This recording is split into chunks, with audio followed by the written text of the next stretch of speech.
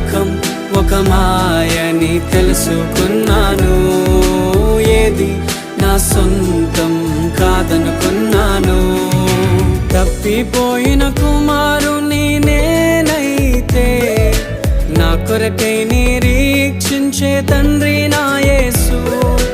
తప్పిపోయిన కుమారుని నేనైతే నా కొరకై నిరీక్షించే తండ్రి